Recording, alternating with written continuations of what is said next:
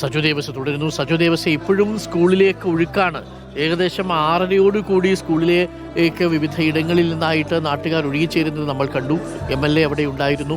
ഒപ്പം തന്നെ മന്ത്രി അവിടെ എത്തിയിട്ടുണ്ട്. മന്ത്രി വി ശിവൻകുട്ടി അവിടെ എത്തിയിട്ടുണ്ട്. സാമൂഹിക രാഷ്ട്രീയ രംഗത്തെ പ്രമുഖരുമൊക്കെ അവിടേക്ക് എത്തിയിട്ടുണ്ട്. ഒരു സാഗരമായി മാറി, ജനസാഗരമായി മാറിയിട്ടുണ്ട് ഈ പാങ്ങ ഹയർ സെക്കൻഡറി സ്കൂളിൻ്റെ ഗ്രൗണ്ട് എന്നുള്ളതാണ്. 9 ആംബുലൻസുകൾ നിരത്തിയിട്ട് 9 പേരുടെയും മൃതദേഹം നിരത്തിവെക്കുന്നു. അതിൽ 5 പേർ ആ നാടിൻ്റെ പ്രിയപ്പെട്ട അധ്യാപകരാണ്.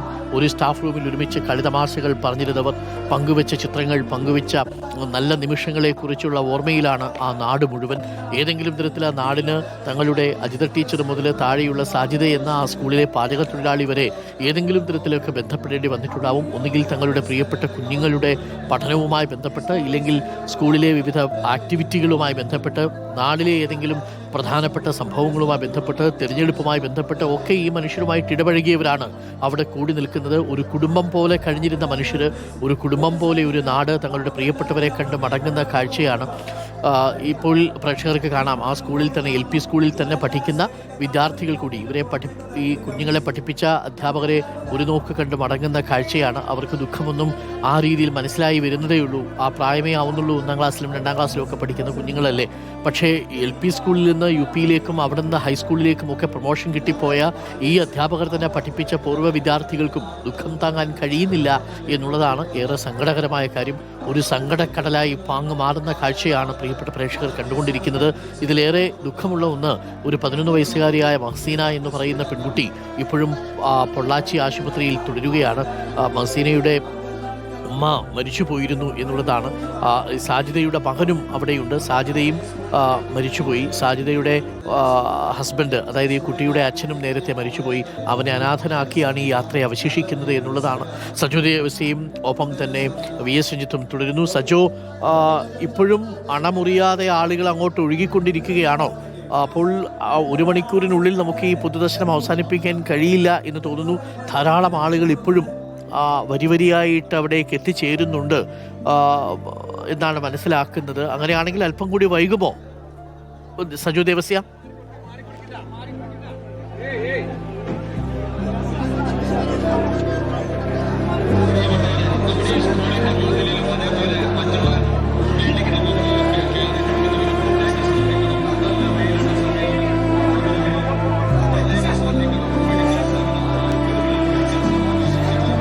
ഡോക്ടർ അരുൺകുമാർ, ചുട്ടുപൊള്ളുന്ന വെയിലാണ്. ഈ ചുട്ടുപൊള്ളുന്ന വെയിലിനിടയിലും ഒരു പ്രക്ഷുബ്ധമായ അലകടൽ യഥാർത്ഥത്തിൽ പാങ്ങിലേക്ക് ഇരമ്പിയാർത്ത് വരുന്നുണ്ട് എന്ന് തോന്നിപ്പിക്കും വിധമാണ് മനുഷ്യർ വിവിധ ദേശങ്ങളിൽ നിന്ന് ഇങ്ങോട്ടേക്ക് എത്തുന്നത്. അതുകൊണ്ട് പരമാവധി എത്തുന്ന ആളുകൾക്കൊക്കെ അന്തിമോപചാരം അർപ്പിക്കാനുള്ള ക്രമീകരണം പരമാവധി വേഗത്തിൽ ചെയ്തു നൽകും എന്നാണ് ഇപ്പോൾ ഈ ക്രമീകരണങ്ങൾക്കൊക്കെ നേതൃത്വം നൽകുന്ന ജനപ്രതിനിധികളടക്കം പറയുന്നത്. കാരണം വല്ലാത്തൊരു വൈകാരിക മുഹൂർത്തമാണ്. ഒരു അന്തിമോപചാരം അർപ്പിക്കുക, ഒരു വിട നൽകുക, ഒരു ആദരവ് അർപ്പിക്കുക എന്നത് യഥാർത്ഥത്തിൽ ഇപ്പോൾ ഈ മനുഷ്യർക്ക് നൽകാൻ കഴിയുന്നൊരു രീതിയാണ്. നേരെ തിരിച്ച് ആ ചേതനയേറ്റ ശരീരങ്ങൾക്ക്, ആ അധ്യാപകർക്ക്, ആ പ്രിയപ്പെട്ടവർക്ക് ഈ നാടിന് നൽകാൻ കഴിയുന്ന ഒരു ആദരവുമാണ്. കാരണം ഈ ഒരു നാടൊന്നാകെ കുറേ മനുഷ്യരുടെ വേർപാടിൽ തേങ്ങലോടെ ഇങ്ങോട്ടേക്ക് അണമുറിയാതെ ഒഴുകിയെത്തുന്നതിൻ്റെ കാരണം എന്ന് പറയുന്നത് അത്രമേൽ പ്രിയപ്പെട്ട ആളുകൾ നമ്മളിൽ നിന്ന് അപ്രതീക്ഷിതമായി വേർപിരിഞ്ഞു പോകുമ്പോഴാണല്ലോ നമ്മെ അങ്ങേയറ്റം അത് വേദനിപ്പിക്കുക എന്നത്.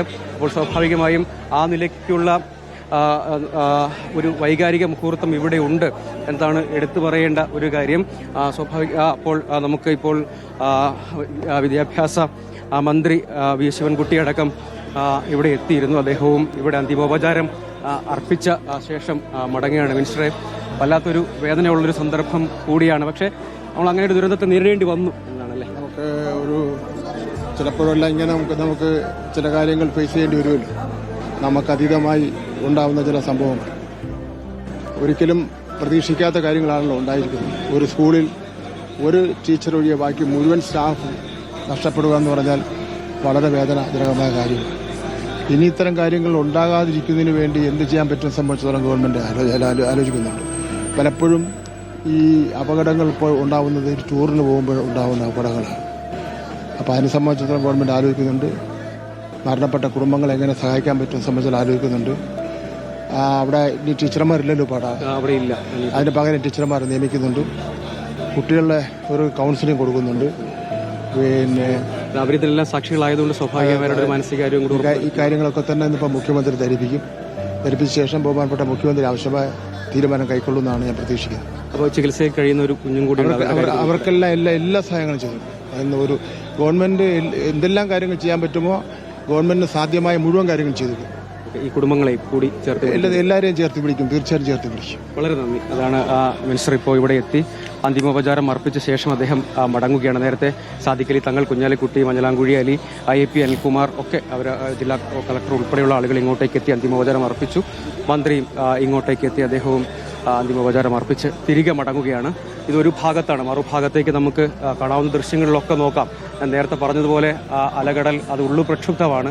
അവരങ്ങനെ ഒഴുകിയെത്തി അന്തിമോപചാരം അർപ്പിക്കാൻ വേണ്ടി. കാരണം വല്ലാത്തൊരു വികാരവായ്പുണ്ട്. സത്യത്തിൽ ഇത് ഈ നാട്ടിലെ മനുഷ്യർക്ക്, ഈ നാട്ടിലെന്നല്ല നമ്മുടെ നാടിന് പൊതുവെ അത് ഉൾക്കൊള്ളാൻ കഴിഞ്ഞിട്ടില്ല. ഇവിടെ എല്ലാ മനുഷ്യരും അവരുടെ ജാതി മത രാഷ്ട്രീയ ഭേദമന്യേ മനുഷ്യരെല്ലാവരും ഒരേപോലെ ഒന്നടങ്കം അവിടെ ആരും അങ്ങോട്ടും ഇങ്ങോട്ടും പരസ്പരം ഈ ഒരു വേദനയുടെ ദുഃഖത്തിൻ്റെ വൈകാരികതയുടെ പങ്കുവയ്ക്കൽ, ഒപ്പം അവരുടെ സഹജീവി സ്നേഹത്തിൻ്റെ പങ്കുവയ്ക്കൽ എന്നതിൽ കവിഞ്ഞ് ഒന്നുമില്ല. അങ്ങനെയാണ് മനുഷ്യർ എന്ന വിശേഷണം അല്ലെ, മനുഷ്യരാവുക എന്നൊരു സംഗതി ഉണ്ടല്ലോ, അല്ലെങ്കിൽ മാനവികത മാത്രം പങ്കുവയ്ക്കപ്പെടുന്ന ചില സന്ദർഭങ്ങളുണ്ടാകുമല്ലോ. അത് വേദനയ്ക്കിടയിലും അല്പമെങ്കിലും നമുക്ക് ആശ്വാസം പകരുന്ന ചില സന്ദർഭങ്ങളാണല്ലോ. അങ്ങനെ മനുഷ്യരെന്ന നിലയിൽ മാത്രം സഹവർത്തിത്വത്തോടുകൂടി ഈ ദുരന്തത്തെയും നേരിടുവാൻ പ്രാപ്തരാവുക, ഈ വലിയ ദുഃഖത്തെ നേരിടാൻ സഹജീവികൾക്ക് കരുത്തു കൊടുക്കുക എന്നതാണല്ലോ. അതിനാണ് നമ്മൾ ഇവിടെ നിൽക്കുമ്പോഴും സാക്ഷ്യം വഹിക്കുന്നത്. കാരണം വലിയൊരു ദുരന്തത്തെ നമ്മൾ അപ്രതീക്ഷിതമായി നേരിട്ടു, വിധി അങ്ങനെയായിപ്പോയി, അല്ലെങ്കിൽ അങ്ങനെ നേരിടേണ്ടി വന്ന ഒരു വല്ലാത്ത ദുരന്തത്തിന്റെ വലിയ വ്യഥ നമ്മുടെ മുന്നിലുണ്ട്. അപ്പോൾ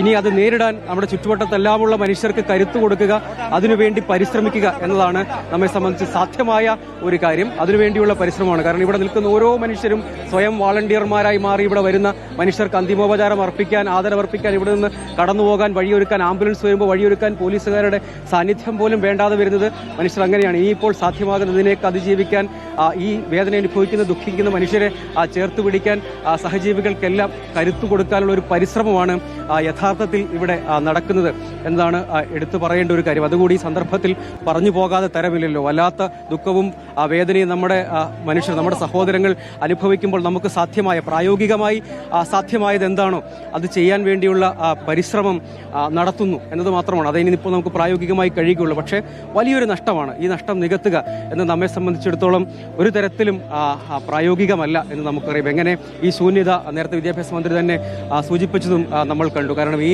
നഷ്ടം നികത്തുക എന്നത് സാധ്യമേ അല്ല. കാരണം ഈ പാങ് എന്ന് പറയുന്ന സ്ഥലത്തിൻ്റെ ഒരു ഹൃദയനാഡിയാണ് ഈ വിദ്യാഭ്യാസ സ്ഥാപനം എന്ന് പറഞ്ഞാൽ, അല്ലേ?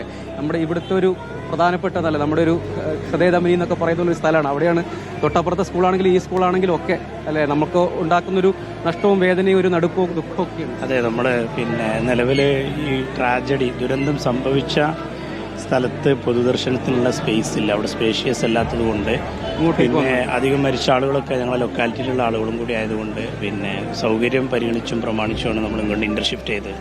അപ്പോൾ അതുകൊണ്ട് ഇപ്പോൾ പൊതുദർശനം നടന്നുകൊണ്ടിരിക്കുകയാണ്. റിലേറ്റീവ്സും എല്ലാ മനുഷ്യരും, അല്ലേ, എല്ലാവർക്കും ഏതെങ്കിലും രീതിയിൽ അറിയുന്ന സ്ഥലവും സ്കൂളും അധ്യാപകരും ഒക്കെ. അതെ, ഈ നാട് വിറങ്ങലിച്ച് നിൽക്കുകയാണ്. ഇതിന്റെ ഒരു ഷോക്ക് ട്രീറ്റ്മെന്റിലാണ് എല്ലാവരും ബന്ധപ്പെട്ട ആളുകളാണ്. എല്ലാവരും അങ്ങോട്ടും ഇങ്ങോട്ടും, അല്ലേ? എല്ലാവരും പരസ്പരം കാണുന്നവരും നാടാണല്ലോ. ഇപ്പോൾ ടീച്ചർമാർ 8 ആളുണ്ടെങ്കിലും അവരൊന്നും ദൂരത്തുള്ള ആളുകളല്ല. ഒക്കെ ഈ സ്കൂളുമായി ബന്ധപ്പെട്ട കുട്ടികളും എല്ലാവരും അങ്ങോട്ടും ഇങ്ങോട്ടൊക്കെ എല്ലാവർക്കും അറിയാം. അതാണ് ഞാൻ പൂർവ്വ വിദ്യാർത്ഥികളോടൊക്കെ പറഞ്ഞപ്പോൾ ഇപ്പോഴും എല്ലാവർക്കും അങ്ങോട്ടും ഇങ്ങോട്ടും വീട്ടുകാരെയും കുടുംബക്കാരെയും പേരൻസിനൊക്കെ അറിയാം. പൂർവ്വ വിദ്യാർത്ഥികളാണ്. പിന്നെ ദുരന്തം നടന്ന സ്കൂള് അപ്പുറത്തുള്ളതാണെങ്കിൽ പോലും രക്ഷിതാക്കളും പിന്നെ വിദ്യാർത്ഥികളും നാട്ടുകാരും ഒക്കെ നല്ല കൂട്ടായ്മയിൽ ജീവിക്കുന്ന ഒരു ലൊക്കാലിറ്റിയാണ്. അപ്പോൾ പൊതുദർശനം ഇപ്പം നടന്നുകൊണ്ടിരിക്കും. ഞങ്ങളെ നാടിനെ സംബന്ധിച്ചിടത്തോളം ഇങ്ങനെ ദുരന്തം ആദ്യമായിട്ടാണ്. ഒരുപാട് ദുരന്തങ്ങൾ കേട്ടിട്ടുണ്ട്, പക്ഷെ ഉൾക്കൊള്ളാൻ കഴിയാത്ത രീതിയിലുള്ള ഒരു ദുരന്തമായി മാറി. അതാണ് ഇവിടെയുള്ള ആളുകളാണ് നമ്മളോട് സംസാരിച്ച് ഇവിടെയൊക്കെ ഇങ്ങനെ ഇവിടുത്തെ മനുഷ്യരെ തന്നെയാണ്. അതായത് തൊട്ടപ്പുറത്തെ സ്കൂൾ, ഇപ്പുറത്തെ സ്കൂൾ എന്ന് അവർ പറയുന്നത് യഥാർത്ഥത്തിൽ ഈ അധ്യാപകർ പഠിപ്പിച്ച സ്കൂള് നമ്മൾ ഈ നിൽക്കുന്ന പൊതുദർശനം നടക്കുന്നതിന് തൊട്ടപ്പുറത്താണ്. അപ്പോൾ ആ പ്രദേശത്തുള്ളവരും ഈ പ്രദേശത്തുള്ളവരും എല്ലാവരും അങ്ങോട്ടും ഇങ്ങോട്ടും പരസ്പരം കണ്ടും കേട്ടും അറിഞ്ഞും ഒക്കെ ജീവിക്കുന്നവരാണ്. അപ്പോൾ അങ്ങനെ അപരിചിതർ എന്ന് പറയുന്നൊരു സംഗതിയില്ല. സ്കൂൾ കോമ്പൗണ്ടിനകത്ത് ഏതോ അപരിചിതമായ കലാലയം എന്ന് പറയുന്ന ഒരു സംഗതി യഥാർത്ഥത്തിൽ നമുക്കിവിടെ കാണാം. അവിടുത്തെ കുട്ടികളൊക്കെ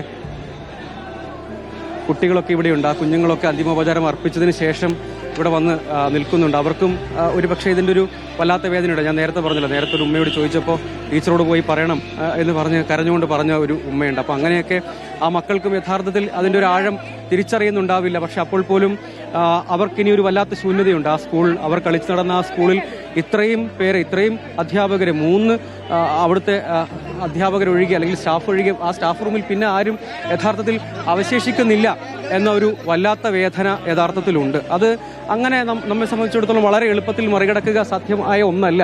അങ്ങനെ ഒരു ദുരന്തത്തെ അഭിമുഖീകരിക്കുക എന്ന് പറയുന്നത് സാധാരണഗതിയിൽ എളുപ്പത്തിൽ സാധ്യമാകുന്ന ഒന്നേ അല്ല എന്നതാണ്. അതാണ് ദുരന്തം നമ്മെ ഇങ്ങനെ അപ്രതീക്ഷിതമായി തേടി വരും. ഇനി അതിനെ കടന്നു പോകാൻ വേണ്ടി ചുറ്റുമുള്ള മനുഷ്യരെ പ്രാപ്തരാക്കുക, അതിനോട് ഐക്യദാർഢ്യപ്പെടുക, ആ വേദനയിൽ നിന്ന് മറികടക്കാൻ, അതിൽ നിന്ന് മുക്തി നേടാൻ ആളുകളെ പ്രാപ്തരാക്കുക, അവരോടൊപ്പം നിൽക്കുക. അതാണ് ഒരു സമൂഹം എന്ന നിലയിൽ നമുക്ക് സാധ്യമാകുന്ന ഒന്ന്. അതാണ് അതുകൊണ്ടാണ് നമ്മുടെ സമൂഹം ജീവിക്കാൻ കൊള്ളാവുന്ന ഒരു ഇടമാണ് എന്നത്. എല്ലാ ദുരന്തങ്ങൾക്കും ഇത്തരം വെല്ലുവിളികൾക്കും അപ്രതീക്ഷിതമായ ഹൃദയം നുറുങ്ങുന്ന വേദനകൾക്കും നടുവിലും ജീവിക്കാൻ കൊള്ളാവുന്ന ഒരു ഇടമാണ്. പരസ്പരം ആശ്വസിപ്പിക്കാൻ, സമാശ്വസിപ്പിക്കാൻ മനുഷ്യരെന്ന നിലയിൽ നമുക്കെല്ലാം സാധ്യമാകുന്നുണ്ടെങ്കിൽ അവർ വിട പറഞ്ഞു പോകുമ്പോഴും അവരുടെ പ്രിയപ്പെട്ടവർക്ക് ആശ്വാസം പകരാൻ നമുക്ക് എന്തെങ്കിലും ചെയ്യാൻ കഴിയും എന്ന ഉറപ്പ് ഈ നാടിനുണ്ട്. അത് ഈ നാടിൻ്റെ ഒരു കരുത്താണ്. ആ കരുത്തുള്ളത് കൊണ്ടാണ് യഥാർത്ഥത്തിൽ ഇത്രയും വലിയ ദുരന്തങ്ങളെയൊക്കെ നമുക്ക് മറികടന്നും അതിജീവിച്ചും പോകാൻ. ഈ ദുഃഖത്തിനിടയിൽ ഒരിക്കലും ആ നഷ്ടപ്പെട്ടു പോയ ജീവിതങ്ങൾക്ക് എന്തെങ്കിലും ഒന്ന് പകരമാവില്ല. എന്തെങ്കിലും വാക്കോ ആശ്വാസമോ പകരമാവില്ലെന്ന് ഉറപ്പാണ്. കാരണം ഈ കുരുന്നുകൾക്ക് പോലും അത് പകരമാകില്ല. അവർക്ക് ഈ നടുക്കുന്ന ഈ വിവരം, ഇങ്ങനൊരു വിയോഗം സംഭവിച്ചു എന്ന തിരിച്ചറിവ് ഈ മനുഷ്യരെല്ലാം ഒരേപോലെ സങ്കടപ്പെടുത്തുകയും അവരൊക്കെ വാവിട്ട് കരയുകയും അവരൊക്കെ വൈകാരികമായി പ്രതികരിക്കുകയും ഒക്കെ ചെയ്യുന്നത് ഇതിനൊന്നും ഇനി പകരമില്ല. അതായത് വലിയ നഷ്ടം സംഭവിച്ചു കഴിഞ്ഞു, വലിയ ശൂന്യത സംഭവിച്ചു കഴിഞ്ഞു. ഈ നാടിൻ്റെ അദ്ദേഹം നേരത്തെ സംസാരിച്ച ആൾ പറഞ്ഞത് കേട്ടല്ലോ, ഈ നാട്ടിൽ ഇങ്ങനെ ഒരു ദുരന്തത്തിനൊന്നും സാക്ഷ്യം വഹിച്ചുള്ള അനുഭവങ്ങളൊന്നുമില്ല. കാരണം അത്രയും വലിയ ഷോക്കാണ്. ആ ഷോക്കിൽ നിന്ന് മുക്തരാകാൻ എല്ലാ മനുഷ്യർക്കും കഴിയട്ടെ. അപ്പോൾ കാരണം അവർ അത്രയും വലിയ പ്രഷറും സമ്മർദ്ദവും ജോലിത്തിരക്കും തിരഞ്ഞെടുപ്പ് ഡ്യൂട്ടി തിരക്കും എല്ലാം കഴിഞ്ഞ് ഒരു ഉല്ലാസയാത്ര എന്നുള്ളൊരു യാത്ര പോവുകയാണ്. മനസ്സ് ഒന്ന് തണുക്കും, ഒരു ആശ്വാസം കിട്ടും. അങ്ങനെ കൂട്ടത്തോടെ പരസ്പരം പങ്കുവെച്ച് വർത്തമാനം പറഞ്ഞു പോയി. അത് പക്ഷെ ഒരു വണ്ടിയിലായിരുന്നു, തിരിച്ച് 9 വണ്ടിയിൽ വരേണ്ടി വരും. സങ്കടകരമായ കാര്യം നോക്കൂ പ്രിയപ്പെട്ട പ്രേക്ഷകരെ, ഈ മുകളിൽ നിന്നുള്ള കാഴ്ചയിൽ ആ സ്കൂൾ കോമ്പൗണ്ട് മുഴുവൻ തങ്ങളുടെ പ്രിയപ്പെട്ട അധ്യാപകരെ ഒരു നോക്ക് കാണാൻ വേണ്ടി എത്തിയിരിക്കുന്ന പാങ്ങിലെ പള്ളിപ്പറമ്പിലെ കുറുവ ഗ്രാമപഞ്ചായത്തിലെ ആളുകളെ കൊണ്ട് നിറഞ്ഞിരിക്കുകയാണ്.